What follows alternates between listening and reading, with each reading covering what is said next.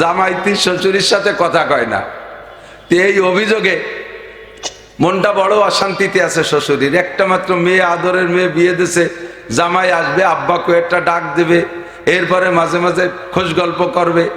আর জামাইরা শ্বশুর শাশুড়ির সাথে যত গণবিরিত করতে পারে তত শ্বশুর বাড়িতে নীতি সুবিধা হয়। কথা কয় না কেন? ঠিক না? আর সেই জামাই যদি এ জায়গা পিরিত না রাখে তাহলে ওর কপালে তো খাবারও জোটে না। শাশুড়িও রাইন দিয়ে টাইন দিয়ে তুই জামাই না নিয়ে খাও, এইভাবে হলো তার যত্ন। তো ওই অবস্থার পর শ্বশুরই জামাইয়ের বাপের কাছে নালিশ করছে, কে বিয়েই আমার এত চালাক চতুর হুঁশিয়ার জ্ঞানী শিক্ষিতা মেয়েটারে দিলাম, এই বিশ্ববিখ্যাত সুন্দরী মাইয়ে দিলাম, তোমার কেমন এক ছেলে, এত দামড়া না আবাল না কিন্তু বুঝতে পারতেছিলেন, কথাবার্তারা কয় না। তো ছেলের বাপ ছেলেরে বলছে, শয়তান শ্বশুর বাড়িতে কিছু পাতি হলি শ্বশুরের সাথে কথা কতি আয়, শ্বশুরের সাথে যা শ্বশুর বাড়ি যা বেড়া, আর তোর শ্বশুরে নিয়ে আমাকে বাড়ি আসবি, এভাবে রাস্তা বলে কথা কবি। তো যাইয়া 2-3 দিন বেড়াইয়া এরপরে শ্বশুরের নিয়ে রওনা দিয়েছে বাড়ির দিক। যাওয়ার পথে কথা করছে, যে বলার কথা বলতে যাব্বা আপনি বিয়ে করছেন, শ্বশুরে কয় কথা কথি কইছে, কথা করছেন। শ্বশুরকে আল্লাহ এ কোন বিপদে বলে দিয়ে ঠাটা বলছে মাথায়, ও ভয়লাই আমারে ধরছে। তো শ্বশুর কয় যে যদি জবাব না দেয় তাহলে আবার আগা বাগা কি একখান কই ওঠে, কয় যে পাগল আমি বিয়ে না করলে তোরে দিলাম কি? তার তর্জমা কি, যে আমি বিয়ে না করলে মেয়ে বাবা তো করতে গিয়ে তোরে দিতাম কি, এই না? ও বসে ও আপনি বিয়ে হইলে সেটা আমারে দিয়ে দিয়েছেন। আল্লাহ তোমার পায়ে ধরিয়ে শয়তান যেন ওর কথা কয় না। কত দূর যাইয়া এরপরে বলতে নদী পাইছে, মধুমতি নদী। তো মেয়ে বলছে ভাই এত বড় গাং কাটলো কেডা? এ কি কেউ রে জীবনে জিজ্ঞেস করে পোলা পান্ডা হয়তো জিজ্ঞেস করতে পারে, 2-4 বছর এত বড় আমাকে বাড়ির ধারে খাল কাটলো এসকেভেটার দিয়া, নদী কাটলো কেডা? এ পোলা পান 2-4 বছরের 5 বছরের জিজ্ঞেস, অত বড় বিয়েদারি বিটা সে শ্বশুরের কাব্বা এত বড় গাং কাটলো কেডা? তা জব একটা না দিলি না, শেষে না কলে যাব্বা আপনি মুসলমানই এনেছেন। এই বয়সে কছে হ্যাঁ কাটছি তো আমি আর তোর আব্বা দুইজনে কাটছি। হ্যাঁ আপনাকে তো বয়স কম না, অনেকদিন লাগছে কাটতে। ও বিশ্বাস করে ফেলাইছে। তো আমাকে বাড়ির ধারে খাল কাটলো, পাশে দিয়ে পাহাড় সমান মাটি উঁচু হয়ে গেল, এত বড় নদীর মাটি রাখছেন কোন জায়গায়? তো বলতেছে যে তোর আব্বা অর্ধেক খাইছে আর আমি অর্ধেক খাইছি। কে আব্বা ওই সময় 7 দিনের পরে ভাতের অভাব ছিল, মাটি খাইছেন খালেন কা? তোর বাপ তোরে জন্ম দিয়ে খাইছি অর্ধেক, আর তোর সাথে মার মাইয়ে দিয়ে আমি বাহি ঠুক যাচ্ছে তাই খাইছি। কথা কন না কেন? এইরকম কথা বলার দরকার নাই, সালাম ওরকম দিও না।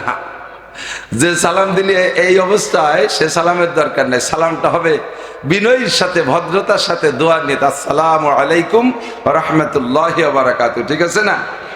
সরে চলে যাচ্ছে, অন্যদিক সেদিক যাব না। আল্লাহ পাক রব্বুল আলামিন খুব খেয়াল করি, সবাই খেয়াল করার জন্য। ওলামায়ে কিরাম জানে না তা না, আলেম ওলামা জানেন।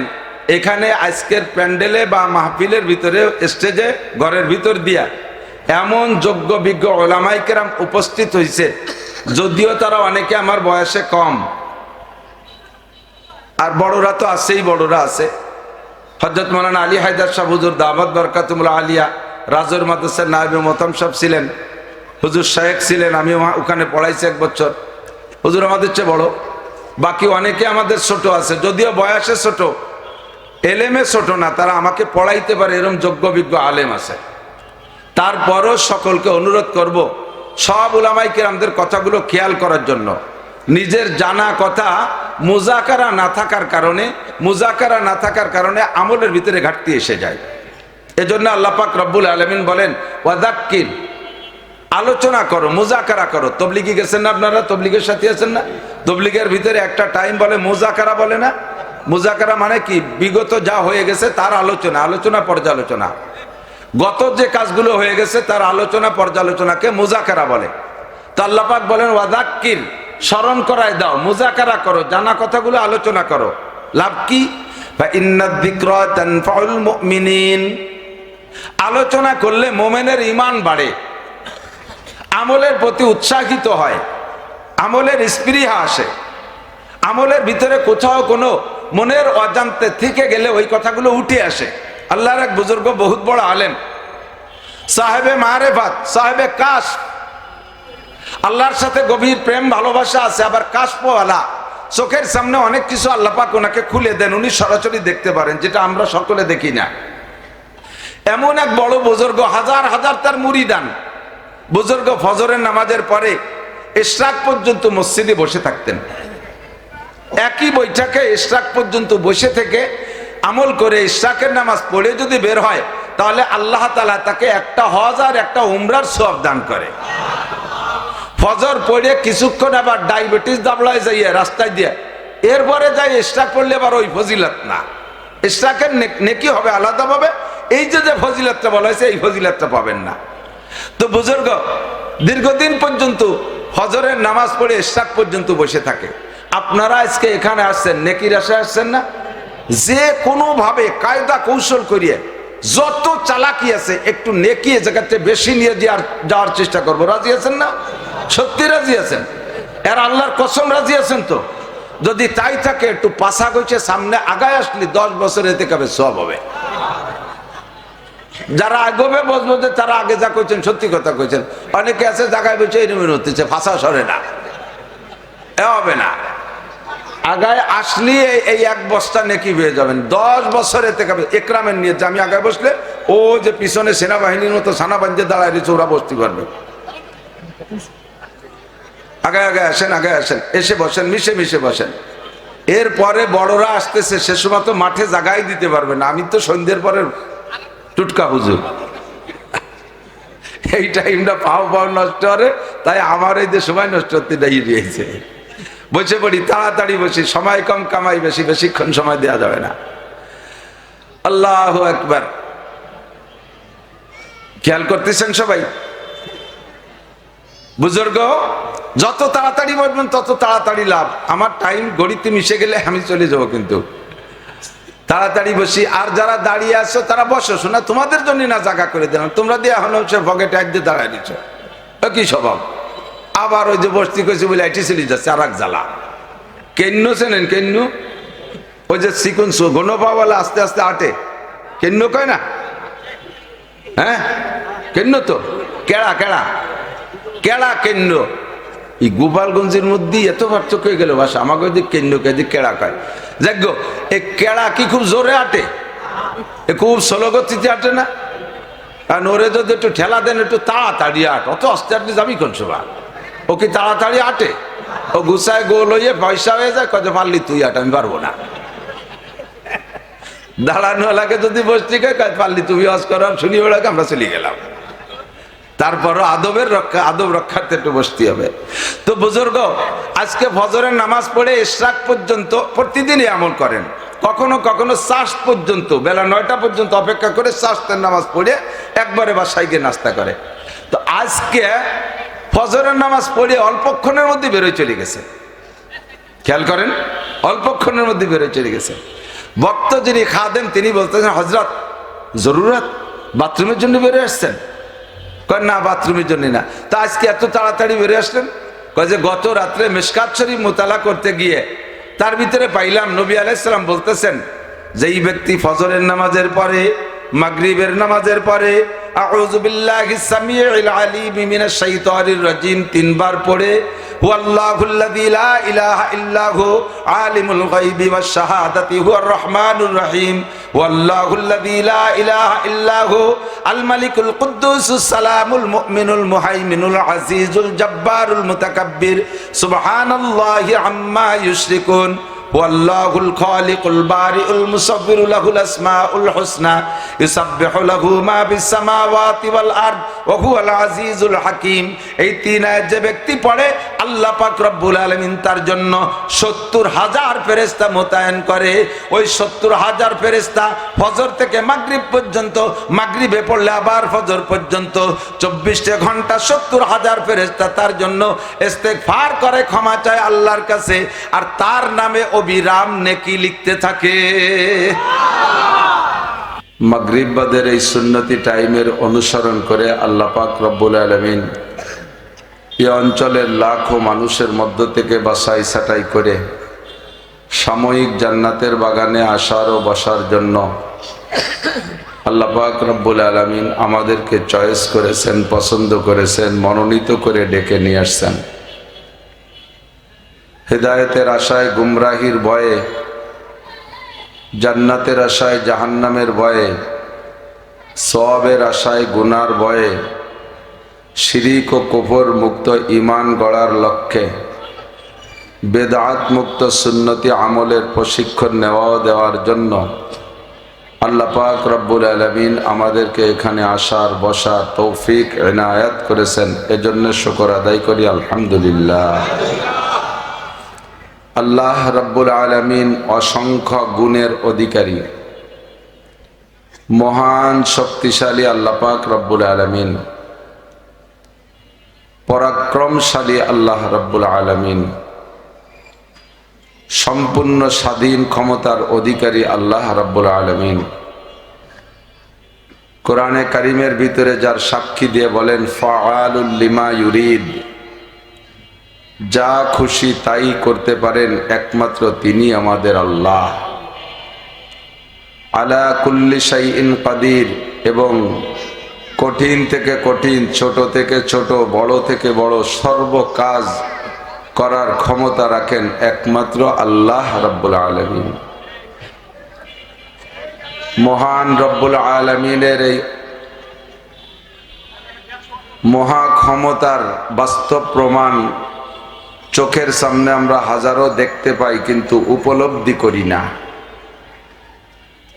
যে আল্লাহ পাক রব্বুল আলামিন গত রাত্রে প্রচন্ড বৃষ্টির পরে আজকে আবার আল্লাহ তাআলা একটা অনুকূল আবহাওয়া দিয়েছেন। এ ক্ষমতা একমাত্র আল্লাহরই। কথা না বলি, গেটে যারা আছেন নিয়ন্ত্রণ করতেছেন ভলেন্টিয়ার, আপনারা সবাইরে চুপ করাইতে যে আওয়াজ দিচ্ছেন তাতেই 10-20 জনের শব্দ হয়ে যাচ্ছে। নীরবে হাত ধরে বসাই দেওয়ার চেষ্টা করবেন। যারা দাঁড়িয়ে দাঁড়িয়ে আছেন তারা বসে পড়লে বেশি ভালো দেখা যাবে। আপনি নিজেই বিবেচনা করেন যে এত মানুষ বসার মধ্যে আমি দাঁড়িয়ে রয়েছি বুকির পর আহলে হাদিস এলাকার মতো সানা বান্ধিয়া, এ কেমন দেখা যায়? নিজে একটু বুঝলেই বসে পড়তে পারবেন।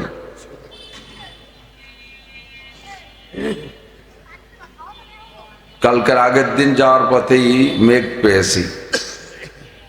সফরের গল্প দেওয়ার জন্য না, আল্লাহ পাকের কুদরতের এজহারের জন্য বলতেছি। কক্সবাজার যাওয়ার সময় বিমানে 2-3 বার মেঘে এমন বাড়ি লাগছে, সে সময় সাগরের ভিতরে মনে হয় যেন টান দিয়ে নামাই ফেলতেছে। যাওয়ার পথেই কালকের আগের দিন টেকনাফে বৃষ্টি পাইছি হালকা হালকা। গত রাত্রের মাহফিল, আমাদের এই অঞ্চলে যত মাহফিল বেশিরভাগ মাহফিল নষ্ট হয়ে গেছে। আমার ছিল শরিয়াতপুর গোসাইরহাট। প্রচন্ড বৃষ্টির ভিতরে মানুষ বসা ছিল কিছু ছাতি টাতি মুড়ি দিয়া, তো কিছু আলোচনা করছি। ভাবছিলাম যে আজকে মনে হয় বৃষ্টি সারাদিনই হবে। তো আল্লাহ পাক মুহূর্তের মধ্যে আমাদের জন্য আবহাওয়া ভালো করে দিয়েছেন। সবাই পড়ি আলহামদুলিল্লাহ। মাগরিবের পরে আপনাদের উপস্থিতিতে আমারও দিলটা ভরে গেছে। আল্লাহ পাক আপনাদের পর সন্তুষ্ট হয়ে আমাদের সকলকে ক্ষমা করে দিন। সবাই বলে আমিন। আহলে হক ওলামাই কেরাম এ সকল মাদ্রাসায় এসে থাকেন, আপনারা বড় ভাগ্যবান। একজন বড় বুজুর্গ মানুষের জন্মভূমি আপনাদের এই মহারাজপুর। আরবিতে বলে শরফুল মাকানে বিল মাকিন, অবস্থানকারীর কারণে অবস্থানের দাম বাড়ে ও কমে। এই মহারাজপুর সারা গ্রামে যথেষ্ট মানুষ, বড় গ্রাম। এর মধ্যে যদি বিশ্ববিখ্যাত মানের একজন আন্তর্জাতিক খ্যাতি সম্পন্ন চোর পয়দা হতো, বাংলাদেশের যে কোনো জায়গা চোরেরটা ধরা পড়লে বাড়ি কোন জায়গায়? মহারাজপুর। এভাবে সারা বাংলাদেশ ঘুরে ঘুরে উনি এই গ্রামটা যদি দাগি করে ফেলতো, তাহলে এই গ্রাম এত পচা খাইতো যে কেউ এ গ্রামে মাইয়েও বিয়ে দিতে চাইতো না, এই গ্রামের মাইয়ে নিতেও চাইতো না। চোরের গ্রামে বিয়ে করা যাবে না, ঠিক কিনা? আর এই গ্রামে একজন বড় মানুষের জন্মের কারণে গ্রামটা অনেক দামি হয়ে গেছে। হযরত মাওলানা খলিলুর রহমান সুটপার হুজুর নামে পরিচিত মানুষটা আপনাদের গ্রামে জন্ম নেয়াতে আপনারা খুশি না বেজার? সকলেই হুজুর এলাকায় থাকলে হয়তো প্রতিবেশীদের সাথে জাগা জমি ক্ষেত খামার নিয়ে হাঁস মুরগি কুড়ো ছাগল পাগল নিয়ে একটু গ্যাঞ্জাম ফাসাদ হলে অতিবাধ্য, তাতে প্রতিবেশী 2-4 জন একটু ব্যতিক্রম থাকতে পারত। কিন্তু আল্লাহ পাক শুরু জিন্দেগি থেকেই গ্রাম থেকে সরাই নিয়ে তার জন্মের মাধ্যমে গ্রামরে দামি করে দিয়ে আবার এই মানুষটাকে ছোটপা গ্রামে নিয়ে সেই গ্রামরে দামি বানাইছে। মাঝে মাঝে উদাহরণে বলি যে প্লাস্টিকের বোতল 4টে বোতল 1 টাকা দাম, 4 বোতলের 60 টাকা দাম। একটা বোতলের মধ্যে 1 কেজি সাইজের বোতল, 1 বোতলের ভিতরে 1 কেজি পানি ঢুকাইলে এবার বোতলের দাম 25 টাকা। কত? এই 1 টাকার বোতল 25 টাকা হলো। এটা কি বোতলের কারামতি না ভিতরে মালের কারামতি? অবস্থানকারী মালের কারামতি। 25 টাকার মাল ঢুকছে তো দাম বোতলের 25। ওই বোতলের ভিতরে আর একটা 2 নম্বর বোতলের ভিতরে যদি 1 কেজি 1 লিটার কেরোসিন তেল ঢুকান তাহলে দামটা আরো বেড়ে যাবে, এবার 110 টাকা। মূল বোতলের দাম 1 টাকা, এবার মালের কারামতিতে বোতলের দাম 110 টাকা।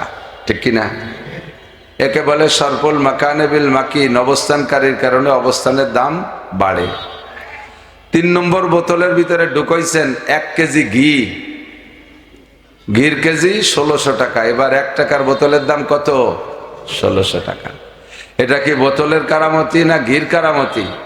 ভিতরে মালের কারামতি। ঠিক কিনা?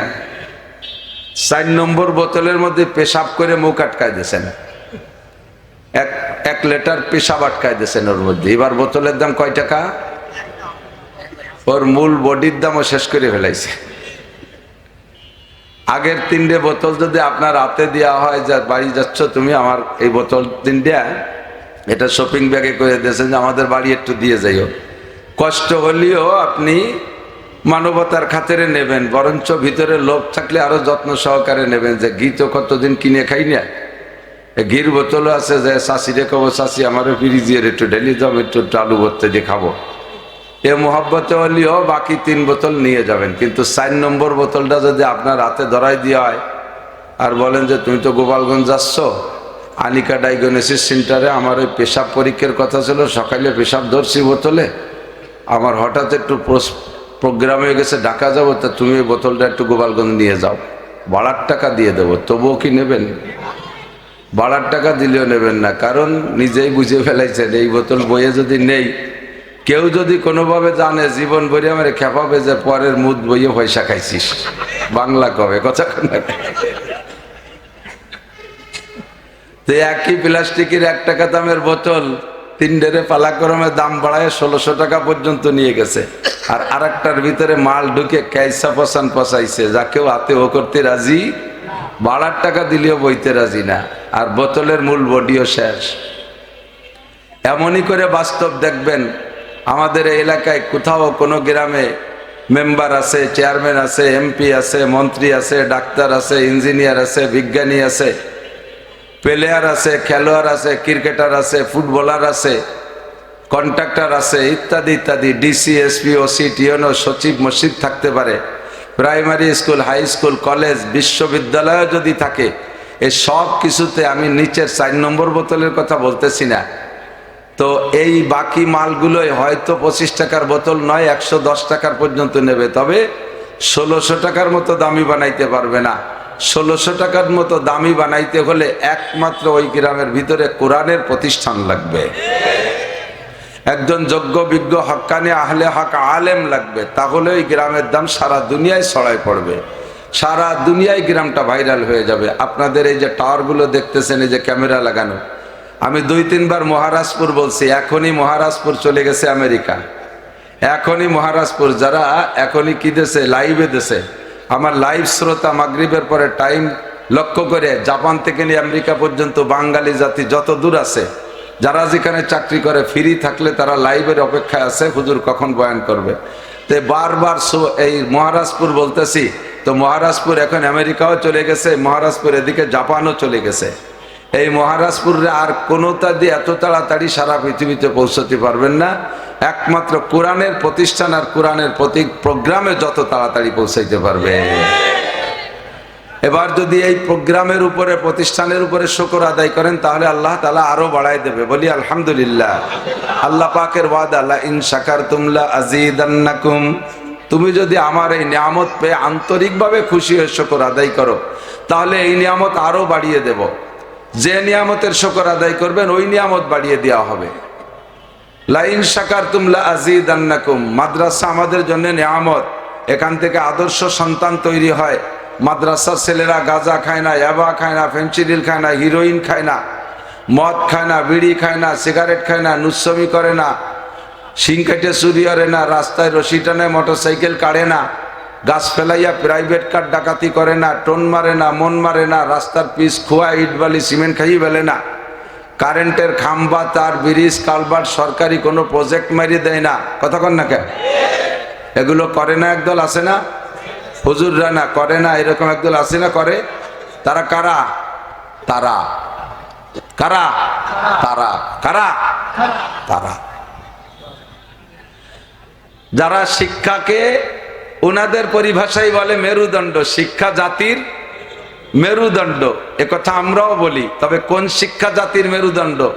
যেই শিক্ষায় শিক্ষিত হয়ে যে কয়টা আকামের কথা বলছি, এই আকাম করে এবং আকামের প্রশিক্ষণ দেয়, ওই শিক্ষা জীবনও জাতির মেরুদণ্ড হতে পারে না। আস্তে কন। আমি আস্তে করতে কইছি, জোরে কন। এবার জোরে কন। যেই শিক্ষায় টোন মারা শিখায়, মন মারা শিখায়, গাঁজা বিড়ি ইয়াবা সিগারেটের প্রশিক্ষণ দেয়, লুচ্চমির প্রশিক্ষণ দেয়, রাস্তা থেকে পিসকোয়া মারি ফেলায়, চুরি করে খাওয়া শিক্ষা দেয়, টেবিলি বসে সরকারি মাল মসজিদের নামে 2 টন বরাদ্দ হয়েছে, তাই তো 1 টন জায়গায় বসে কলম দিয়ে মারিয়ে খায়। ওই শিক্ষা কি জাতির মেরুদণ্ড না মেরুদণ্ড ভাঙ্গা হ্যামার? মেরুদণ্ড ভাঙ্গা, নীল দাঁড়া ভাঙ্গে গুড়ু গুড়ুরি ফেলাই দিয়েছে বাড়ইয়ে, ঠিক না? আহমদ শফি সাহেব একাম করে না, ফজলুল হক আমিনী একাম করে যান নাই, ফজলুল করিম চারবোনার পীর সাহেব একাম করে যান নাই, শাইখুল হাদিস আল্লামা আজিজুল হক সাহেব করেন নাই, চলমান উলামায়ে কেরামরা করে না। কেন করে না? এরা আদর্শ শিক্ষা পায়, যেই শিক্ষা জাতির মেরুদণ্ড। সালাম শিখায়, কালাম শিখায়, ভদ্রতা শিখায়, নম্রতা শিখায়। চেহারা দেখলে বুঝে আসে এই চেহারায় নামাজ পড়ে। সীমাহুম ফি উজুহিহিম মিন আথারিস সুজুদ। তাদের চেহারা দেখলে আল্লাহ ওয়ালা ভাব বোঝা যায়, সাহাবী ওয়ালা নূর তাদের চেহারায় চমকায়, নবী ওয়ালা আদর্শ তাদের মধ্যে পাওয়া যায়। কথা বলুন ঠিক কিনা? একই জায়গায় দাঁড়াইয়া 2টা ছেলে, যে ছেলেটা কমপক্ষে 1টা মাস মাদ্রাসায় পড়ছে ওই ছেলেটা, আর যে ছেলেটা স্কুলই পড়ে, আপনাদের স্কুল আলাদের আমি সমালোচনা করছি না, কিন্তু ফাঁকে বুঝে রাখতে হবে শিক্ষার পার্থক্যটা আমি চোখে চোখে চোখে ধরাই দিচ্ছি। একই সাথে একটা স্কুলই পড়ে আর একটা মাদ্রাসায় 2 মাস পড়ে বাড়ি গেছে ছুটিতে, যাইয়া 2টা কাদার মধ্যে মাছ ধরছে, কাদার মধ্যে মাছ ধরিয়া 2টা আলাদা করে দাঁড়াইছে। এই কাদা কিসের মাখানো অবস্থায় বোঝা যায় কোনটা মাদ্রাসায় পড়ছে আর কোনটা স্কুলে পড়ছে। এটা ল্যাংটা হয়ে দাঁড়ায় থাকলেও চেনা যায় যে এটা মাদ্রাসায় পড়ছে। এর সালামের কণ্ঠে বোঝা যায়। আমরা আসলে আমাকে সবাই সালাম দেয়, তো উভয়ের সালামের মধ্যে আকাশ পাতাল পার্থক্য পাই। মাদ্রাসার ছেলেরা সালাম দেয়, আসসালামু আলাইকুম হুজুর কেমন আছেন, আর আমার স্কুল কলেজের বন্ধুরা, মোহাব্বতের প্রিয় বন্ধুরা সালাম দেয়, সালাম আলাইকুম হুজুর, কয়টি মারি আইছেন, সালাম দিছে আমার। তোর পায়ে ধরিয়ে এরম সালামাত দিস নিয়া।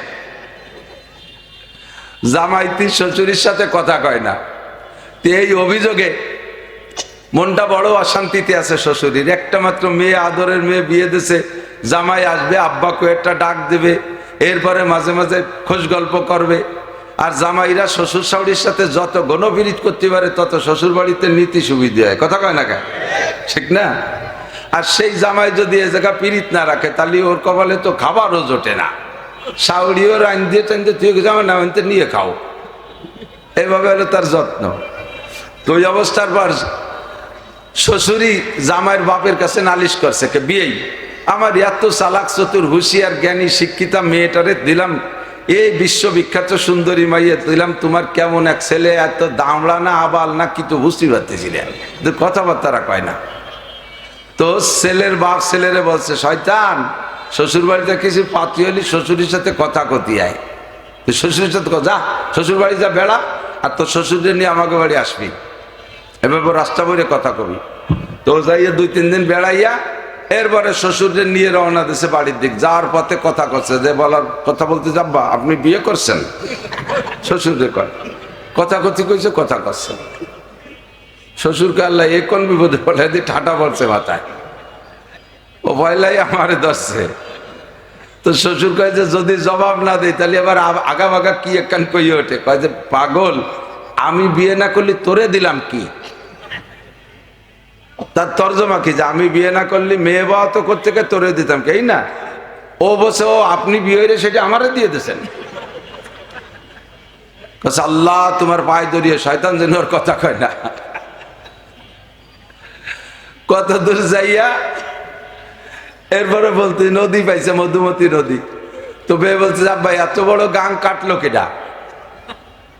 এ কি কেউ রেখো জীবনে জিজ্ঞেস এক করে পোলা পান্ডা হয়তো জিজ্ঞেস করতে পারে 2-4 বছর এত বড় আমাকে বাড়ির দ্বারে খাল কাটলো এসকেভেটার দিয়া, নদী কাটলো কেডা? এ পোলা পান 2-4 বছরের 5 বছরের জিজ্ঞেস, অত বড় বিয়ে দাঁড়িয়ে বিটা সে শ্বশুরের কাব্বা এত বড় গাং কাটলো কেডা? তা জব একটা না দিলি না, শেষে না কলে যাব্বা আপনি মুসলমানই নেছেন?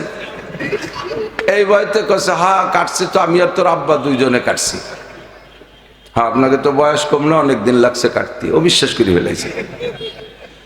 তো আমাকে বাড়ির ধারে খাল কাটলো, পাশে দিয়ে পাহাড় সমান মাটি উঁচু হয়ে গেল, এত বড় নদীর মাটি রাখছেন কোন জায়গায়? তো বলতেছে যে তোর আব্বা অর্ধেক খাইছে আর আমি অর্ধেক খাইছি। কে আব্বা ওই সময় 7 দিনের পরে ভাতের অভাব ছিল, মাটি খাইছেন? খালেন কা? তোর বাপ তোরে জন্ম দিয়ে খাইছি অর্ধেক, আর তোর সাথে মাইয়ে দিয়ে আমি বাহি ঠুক যাচ্ছ তাই খাইছি। কথা কন না কে?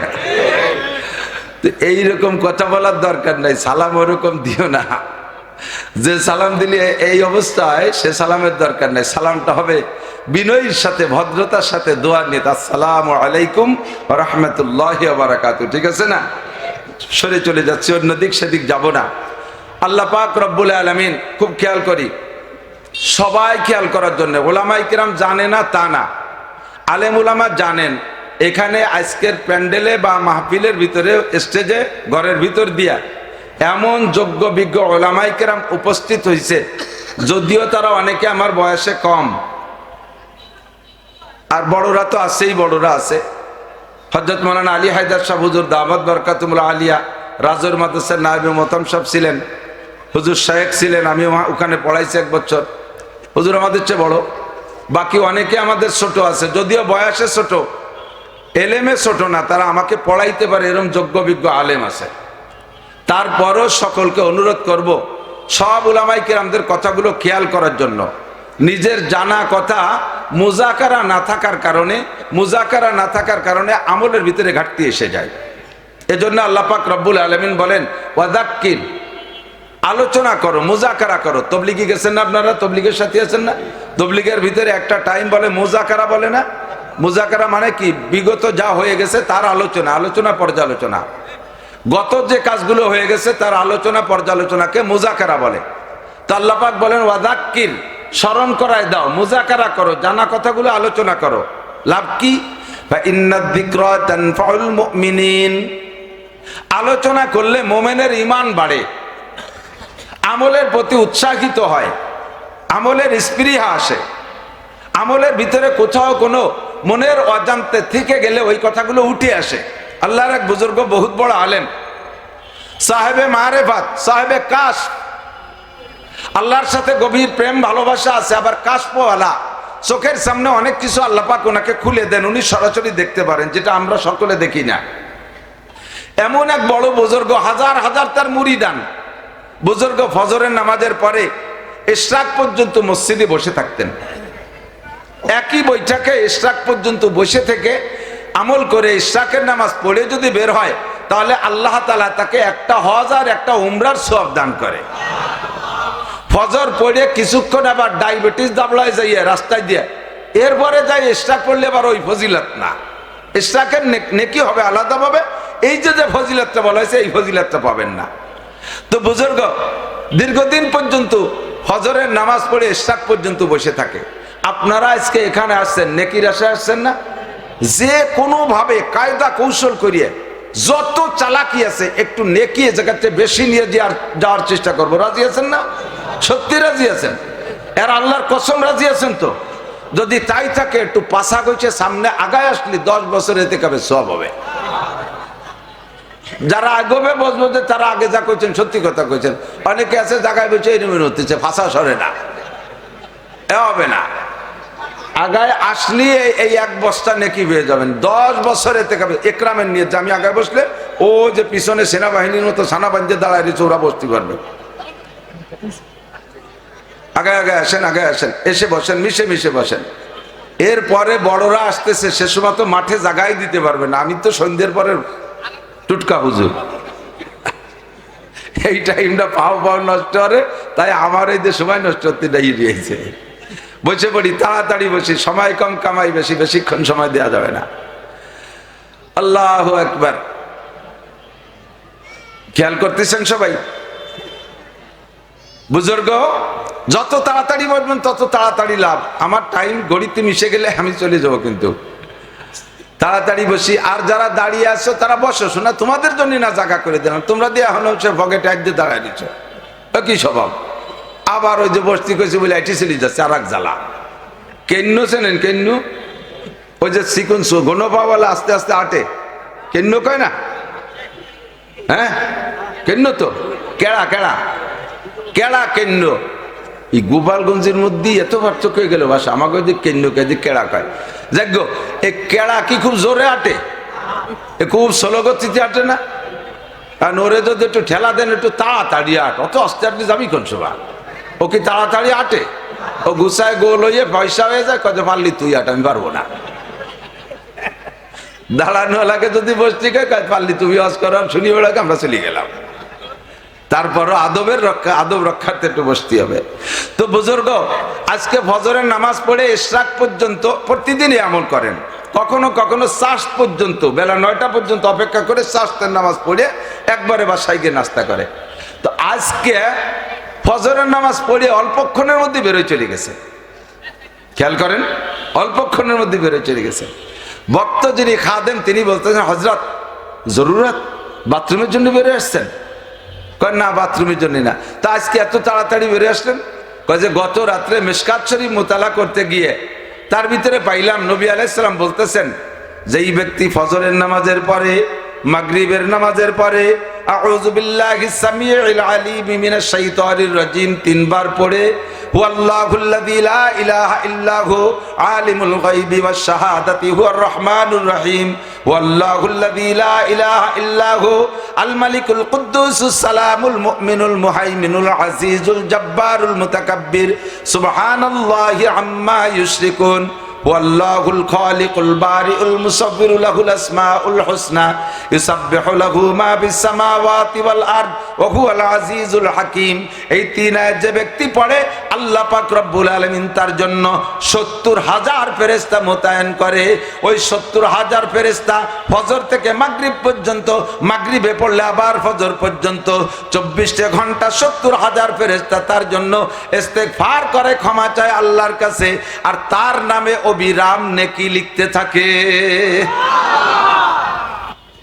হাদিসটা ছেলেবেলা পড়েছি, আমার মাথায় ছিল না, আমি এতদিন অন্য আমল করেছি, আজকে আমলটা করলাম। হাদিসে রাতের বেলা পড়া ফজরের নামাজের পরে আমি আমল করেছি, আমল করে দেখি চতুর্দিকে 70,000 ফেরেশতা আমার চোখের সামনে, মাথায় তাদের পাগড়ি, সীমাহুম কামুসাব্বিমিন, তাদের মাথায় পাগড়ি। আল্লাহ পাক 70,000 ফেরেশতা পাঠিয়েছেন আমার চতুর্দিক দিয়ে বৈশা, গায়ে তাদের জুব্বা, নুরানি তাদের চেহারা, মাথায় তাদের পাগড়ি, সামনে এমন এমন গাট কাগজ নিয়া তারা লিখতেছে আমার নামে, উপরে সুরকি শিরোনাম দিয়া আমার নামের উপরে আন্ডারলাইনে তারা শুধু নেকি লিখতেছে। আমি চোখের সামনে দেখা খুশি হয়ে গেলাম।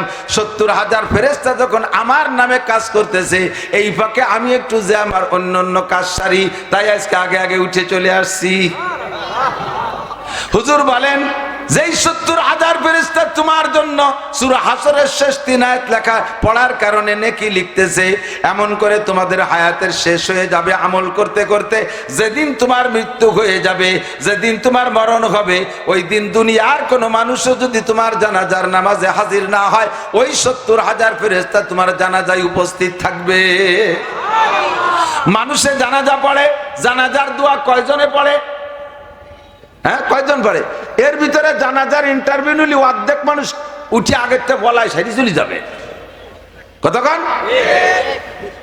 আর ফেরেশতারা জানাজা পড়ে, তাদের জবান দিয়ে কোনোদিন মিথ্যা কথা বলে নাই, তারা কোনোদিন জবানে অকথ্য ভাষায় গালাগালি করে নাই, তারা কোনোদিন গীবত শিকায়ত করে নাই।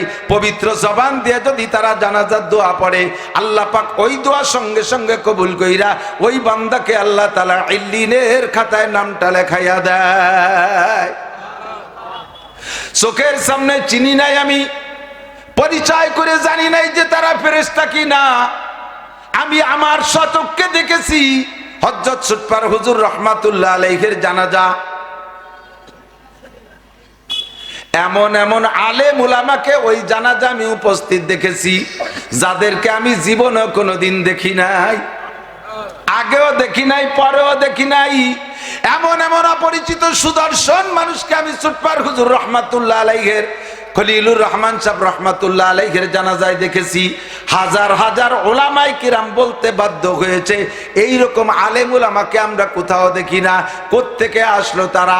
আল্লামা আনোয়ার শাহ কাশ্মীরি রহমাতুল্লাহ আলাইহির ইন্তেকালের পরে পুরো দেওবন্দের রাত 2টার সময় হুজুরের ইন্তেকাল, দেওবন্দের উপরে উচ্চ স্বরে কারা যেন এলান করতেছে, কদ মাতা কাশ্মীরি, কদ মাতা কাশ্মীরি, জোরে জোরে এলান করতেছে আল্লামা আনোয়ার শাহ কাশ্মীরি ইন্তেকাল। এই অপরিচিত লোকদের এলানে হুসাইন আহমদ মাদানী রহমাতুল্লাহ আলাইহি বলেন, আমি ঘর থেকে বেরিয়ে আসি, এরা কারা? পুরো দেওবন্দ মাদ্রাসার সব ছাত্র শিক্ষকরা বেরিয়ে আসে। এত জোরে কারা এভাবে দল ধরে এলান করে। এলান শেষ, একজন মানুষকে চোখের সামনে দেখা গেল না। এর মধ্যে মাদানী রহমাতুল্লাহ আলাইহি বলেন, আমি যখন কানে শুনেছি, নিকটে ছিল কাশ্মীরি রহমাতুল্লাহ আলাইহির বাসা, আমি বাসার কাছে গিয়ে দেখি ভিতরে কান্নার আওয়াজ। ও দোস্ত, এ সকল মানুষগুলো যাদের মরণ এমন হয়, যাদের আজীবনের আমল এমন থাকে, আল্লাহ পাক তাদের জানাজা এরকম উপস্থিত করে দেয়। যে কথা বলতে চাইছি, যাদের চোখ আছে তারা দেখে, যাদের কাশপ আছে তারা দেখে। এমন করে অনেক আমল আমার আপনার জানা আছে, কিন্তু আমল ফিকির করি না, বিদায় আমলে আসে না। এই জন্য বলি ওয়াযাক্কির ফা ইন্নাদ যিকরা তানফাউল মুমিনিন। আলোচনা করলে মুমিনের ঈমান বাড়ে, আমলের প্রতি স্পৃহা জাগে। কথা বলেন ঠিক কি ঠিক না? আজকে থেকে কি বয়ান শোনার পরে পাক্কা প্রতিজ্ঞা করতে পারবেন যে আপনার জানাজার নামাজে 70,000 ফেরেশতা উপস্থিত হোক, আর ওই উপস্থিত করার জন্য যে আমলটা দরকার, ওই হুয়াল্লাহুল্লাযীর আমল মসজিদে ইমাম সাহেব আমাদেরকে পড়াক আর না পড়াক, তালকিন দিক আর না দিক, আমি ঘরে পড়ি নামাজ, মসজিদে পড়ি নামাজ, একা একা আমি এই আমলটা করে নেব ইনশাআল্লাহ। করা যাবে ইনশাআল্লাহ। আল্লাহ তাআলা সবাইরে তৌফিক দান করেন। আল্লাহ পাক রব্বুল আলামিন বলেন, কুল হাল ইয়াস্তাবিল্লাযীনা ইয়ালামুনা ওয়াল্লাযীনা লা ইয়ালামুন। হে নবী, উম্মতকে জিজ্ঞাসা করো আমার দিক।